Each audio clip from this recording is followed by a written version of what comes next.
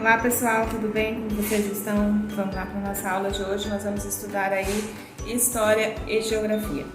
Hoje, dia 18/8/2021, 18 de agosto, nós vamos estudar em História da página 41 até a página 43, falando aí sobre as trocas e os conflitos indígenas e portugueses, os indígenas que viviam já aqui no Brasil e os portugueses que chegaram, dizendo assim, fazendo a colonização, na verdade, de um país, de uma terra que já tinha seus moradores, ok?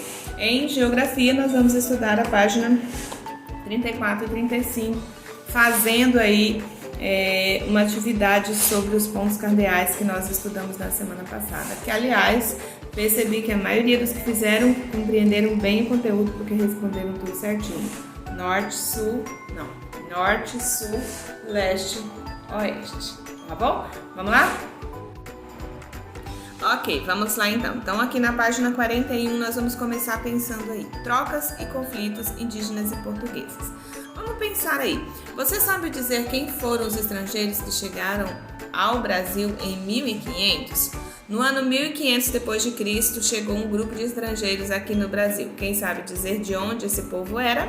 Muito bem, acertou quem disse aí os portugueses. A caravana que veio de Portugal, na Europa. O que acontece? Logo no começo, quando os portugueses, olha só, isso já está aqui, deixa eu só subir aqui um pouquinho. Isso já está aqui no texto que nós temos aí no livro de vocês. Eu vou fazer uma breve leitura aqui junto com vocês, mas eu quero que vocês refaçam essa leitura, tendo bastante atenção aí nas propostas colocadas para que vocês consigam compreender e responder depois, tá? Quando a gente fala em troca, a gente está falando de algo que vai e algo que vem. E isso aconteceu no início entre portugueses e indígenas. Os indígenas já moravam aqui no Brasil, os portugueses chegaram. Tanto os indígenas tinham conhecimento da terra, da cultura, eles tinham todas as suas cerimônias, os seus rituais, como os portugueses que chegaram também já tinham todo um conhecimento mais avançado e tecnológico, inclusive, em relação aos brasileiros que aqui viviam, que eram os índios, né, os indígenas. Então, nesse período, houve essa troca, essa convivência, então, um foi recebendo do outro. Mas, ao mesmo tempo que teve essa troca de cultura, de conhecimento, de bens, né, de um para o outro, começou a haver também os conflitos, né? Uma vez que sempre alguém vai querer tirar vantagem, vai querer sair na frente do outro grupo e alguém, né, vai sempre ficar para trás, e com isso gera os conflitos. Os portugueses, eles chegaram ao território do atual Brasil há mais de 500 anos. Aqui eles encontraram os indígenas vivendo no litoral e em parte do interior. Logo se estabeleceu uma relação de troca e mais tarde de conflitos entre os recém-chegados e os nativos, aquilo que eu falei para vocês. Então, a princípio começa essa relação de troca e depois os conflitos, porque um vai sempre querer estar à frente do outro.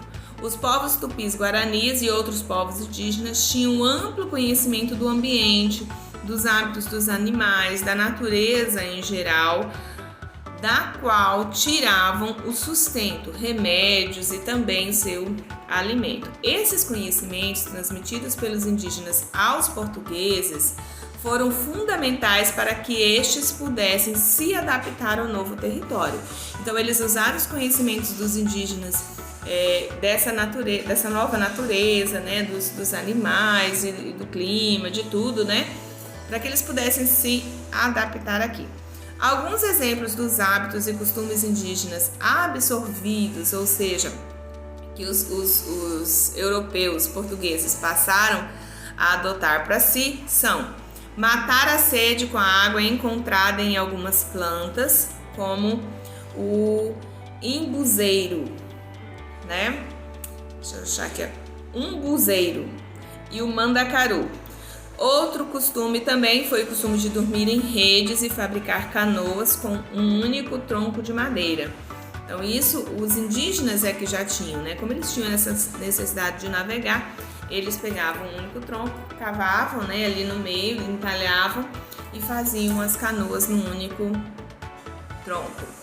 Os europeus também aprenderam os caminhos usados pelos indígenas pelo território, além de modos de caçar, de pescar e alguns conhecimentos medicinais e também agrícolas, que nós já vimos que é a capacidade de cultivar a terra. Com o cultivo da mandioca, como o cultivo da mandioca, do milho e a criação de abelhas produtoras de mel. Quer dizer, os indígenas que aqui já viviam, eles já tinham esses conhecimentos, né, de cultura da mandioca, do milho, de ter o cultivo de abelhas, né, a criação de abelhas para que elas fizessem ali a produção de mel, tá?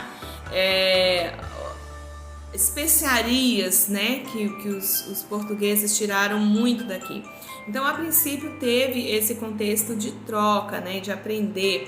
Eu acho que os portugueses, eles mais sugaram dos indígenas do que os indígenas em si puderam aproveitar daquilo que vinha dos portugueses, né? Porque tinha muito essa ideia, nós somos superiores, então a gente chega lá e toma conta e aproveita o que já tem e suga. E aí com isso vem depois gerando aí os conflitos, né? Vamos lá para a página. Isso que a gente vê aqui, ó, os primeiros contatos entre portugueses e indígenas foram pacíficos, ou seja, de paz, né, de aproveitar ali o contexto um do outro, pois funcionava na base da troca. Os portugueses ofereciam facas, machados, panelas de ferro e em troca pediam que os indígenas contassem e cortassem, né, e carregassem para os navios a madeira do pau-brasil. Então, assim, os portugueses, eles extraíram desde o começo as grandes riquezas, né? Como o Brasil sempre foi um país muito rico, tanto de madeira, quanto depois veio a fase dos minérios e tal. E aí os portugueses sugavam muito isso e aproveitavam a mão de obra aí dos indígenas. Essa madeira pau-brasil era uma mercadoria que era muito valorizada na Europa, tanto é que hoje em dia a gente já praticamente não se tem mais no Brasil o pau-brasil. Os conflitos entre os dois povos começaram quando os portugueses resolveram se fixar no território do atual Brasil e passaram a exigir que os indígenas trabalhassem para eles, tratando-os com desigualdade e violência. Então os conflitos passam a existir a partir do momento que os europeus, os portugueses, começam a achar que eles eram os que mandavam no espaço, que tinham controle e vieram aqui se fixar, né? Então aí começa a briga, digamos assim, o conflito por terra, por poder, por controle. E até hoje é assim que a gente percebe, né? Toda vez que você percebe um conflito, um atrito entre duas pessoas ou entre dois grupos, você percebe que está sempre relacionado a essa questão do poder, de querer ter o controle, de querer ter a autonomia pura, né, sobre a determinada situação, determinado local. Então isso começou a acontecer. O texto a seguir fala sobre como os portugueses exploravam o trabalho dos indígenas. Então aqui, percebe aí, olha só. Eles desempenhavam qualquer tarefa que os brancos não queriam executar. Então, é assim que os portugueses tinham a visão dos indígenas. Olha, eles fazem o que a gente não quer fazer, eles vão lá e fazem. O que os brancos não querem fazer, eles vão lá e fazem. Portavam cargas nas costas, cuidavam das plantações, remavam no mar e nos rios, caçavam, construíam todo tipo de edificação de igrejas e fortes ou edifícios públicos e também embarcações, e ainda ajudavam a lutar contra outros índios. Isso aí, gente, tá num livro sobre histórias da gente brasileira, tá? Ou seja, essa visão de que o inferior ele pode fazer o trabalho mais pesado, o trabalho que o outro não quer fazer. Então tudo começa, o conflito começa quando se tem essa ideia de que um grupo é superior ao outro porque tem mais conhecimento, porque tem mais autoridade e acha que pode tomar conta da situação. E aí começa a escravizar e começa a tirar o direito do próximo, tá? O grande problema é quando a gente não respeita o direito do outro, aí os conflitos surgem, e foi isso que aconteceu aqui no início da colonização do Brasil. Como consequência da exploração dos portugueses, muitos indígenas fugiram para regiões distantes do interior do continente ou morreram por causa do trabalho forçado e das doenças trazidas pelos europeus, contra as quais os nativos não tinham proteção. Então, o que acontece? Eles estavam aqui, estavam bem. Só que, quando os europeus começam a vir para cá, vem não apenas as coisas boas que eles traziam, como as ferramentas e tal, mas vinham também as doenças, os vírus, as bactérias, coisas que aqui não existiam. E aí com essa convivência passa a existir, os nativos não eram preparados. Então o que acontece? Antes, como a gente viu lá no começo, eles viviam ali na parte do litoral.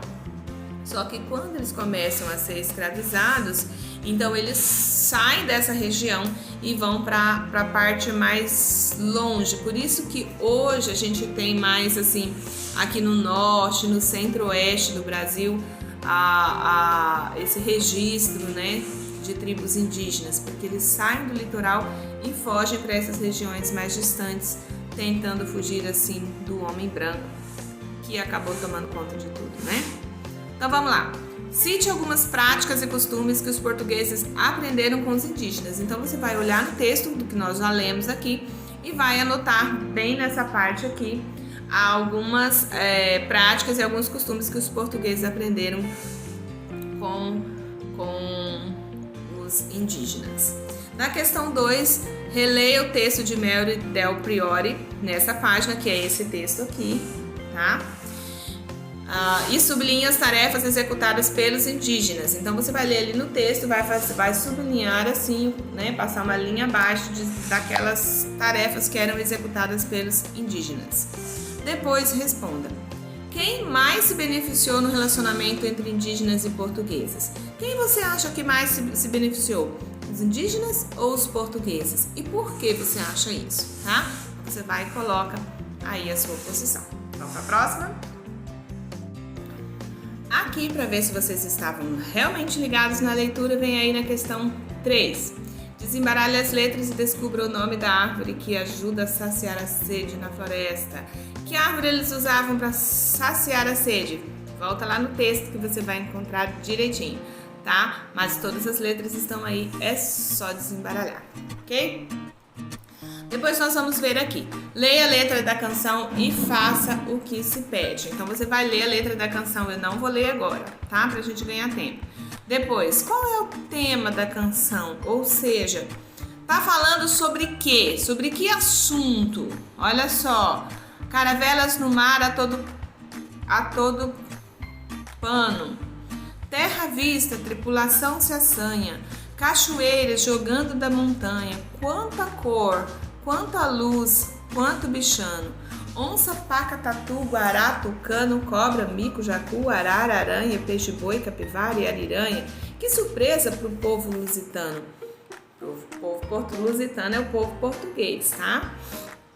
Então você vai continuar lendo e vai dizer ali. Qual é o tema? Tá falando sobre o quê? Tá falando sobre a chegada de alguém em algum lugar? Pensa aí. Sublinhe no texto os exemplos das riquezas encontradas na fartura da terra brasileira. Então você vai pegar aí o texto e vai sublinhar esse texto aqui, tá, gente? Vai sublinhar, vai fazer uma linha embaixo de tudo que os portugueses encontraram aqui no Brasil, ok? Das grandes riquezas que eles encontraram aqui.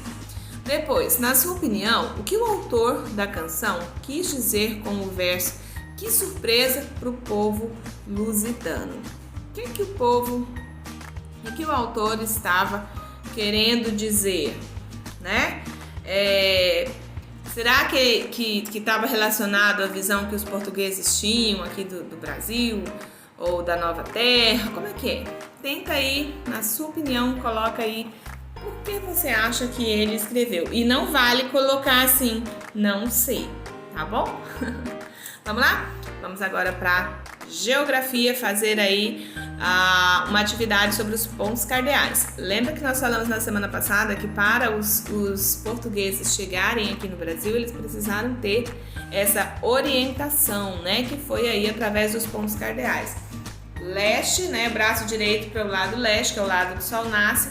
Braço esquerdo para o lado oeste, que é o lado que o sol se põe. À nossa frente está o norte, atrás de nós está o sul. Vamos lá, então? Muito bem, para vermos se você realmente entendeu o que a gente estudou na semana passada, vamos lá. Escreva o nome de cada ponto cardeal, norte, sul, leste, oeste, no local adequado e pinte a rosa dos ventos de maneira que preferir. Descubra de qual lado da sala de aula o sol nasce. Ou seja, qual lado da nossa sala de aula é o leste? Tenta lembrar lá da nossa sala de aula, onde a gente estudava, né? O lado que vocês entram na sala, o lado da porta, é o lado leste ou é o lado oeste? Pensa aí.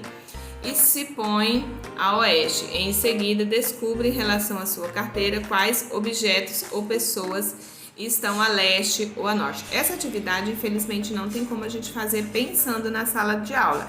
Então, você pode fazer baseado aí na sua casa mesmo, tá? Quando você estiver fazendo a atividade, o que está a seu leste, oeste, norte, sul, tá? Você vai colocar o nome aí. Mas aqui você vai colocar o nome de cada ponto cardeal, né? De cada lado aqui, norte, sul, leste, oeste, onde fica cada um deles, vai pintar a rosa do vento de acordo com o que vocês quiserem aí, da cor que vocês quiserem. Observe a ilustração e leia a descrição da situação dos escoteiros, depois responda as questões. Então tem aí, um grupo de escoteiros fazia um passeio pela mata, né? Estava começando a anoitecer e eles precisavam voltar para o acampamento que ficava no sentido oeste. Então o acampamento deles ficava no sentido oeste.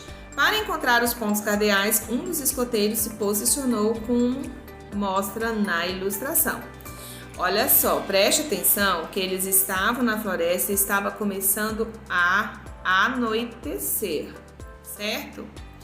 Eles precisavam voltar para o acampamento que ficava a oeste, certo? Então ele colocou aqui, ó, o braço direito, braço esquerdo. O braço esquerdo estava no rumo onde o sol estava se pondo, ou seja, este lado era o lado oeste. Muito bem, então preste atenção. O que um dos escoteiros fez para encontrar o oeste? É exatamente isso que eu acabei de falar, tá? Um deles se colocou, ok? Então, formula aí da sua forma de pensar. Imagine que você faz parte desse grupo de escoteiros e que seu colega perdeu a bússola do grupo. O que você faria? Se você estivesse lá, o que você faria para resolver? Você faria o mesmo que esse menino? Será que você já tem essa noção do lado que o sol se põe, do lado que o sol nasce, que é leste, oeste, o outro lado é sul, é norte? E aí você vai saber direitinho como que você faria. Coloca aí pra gente. Aqui, pessoal, findando aí nossa atividade na página 35 de Geografia, nós vamos ver aí como os povos indígenas Xavante, Assurini e Suruí organizavam o espaço de suas aldeias. Você vai ler e observar a imagem e a legenda. Esta é a imagem, esta é a legenda. Observando isso, vocês vão responder as questões. Então, olha só, o povo Xavante do Mato Grosso constrói sua aldeia na forma de uma ferradura. No centro dela há um pátio onde eles organizam as principais cerimônias, os jogos e as brincadeiras. Além das aldeias do povo Xavante, as do povo Assurini e do povo Suruí também são formadas nesse mesmo formato, ok? Então você vai observar e vai ver aqui, ó, que cada parte significa, ó, a rua do dia, a rua da noite, a área das reuniões, a área dos rapazes, cabana das crianças, enfim, tudo separadinho, ok? Depois você vai responder. Em relação à área das reuniões, em qual direção está localizada a cabana das crianças e o cemitério da aldeia? Então preste atenção, em relação à área das reuniões. Então você vai encontrar a área das reuniões, que é aí a letra C. Onde fica a letra C? Bem aqui no centro, a área das reuniões. E aí, qual é a posição da cabana das crianças fica leste, sul, norte ou norte, sul, leste ou oeste. E o cemitério da aldeia, vai, procura a legenda, vê onde fica e aí você vai dizer em qual posição que ele fica, tá bom? Comparando a aldeia representada acima com o lugar onde você mora, você considera que a organização do espaço é semelhante? A nossa moradia aqui, o nosso bairro, nossa cidade é organizada de forma semelhante, né? Talvez não no mesmo formato de ferradura, mas a gente tem uma organização aí das ruas, das quadras, dos bairros, né? E das residências em cada cidade, tá bom? Vê aí a sua opinião e vai colocar se você acha que é semelhante, se você acha que é, porque você acha que é, se você acha que não é, por que você acha que não é, tá bom? Coloca a sua posição. Fique atento, compreenda bastante, porque se vocês tiverem isso bem fixo na memória de vocês, daqui pra frente, chegou em qualquer lugar, já sabem se encontrar, se localizar e saber a direção que vocês precisam ir, ok? Beijo grande no coração, fiquem com Deus, até amanhã.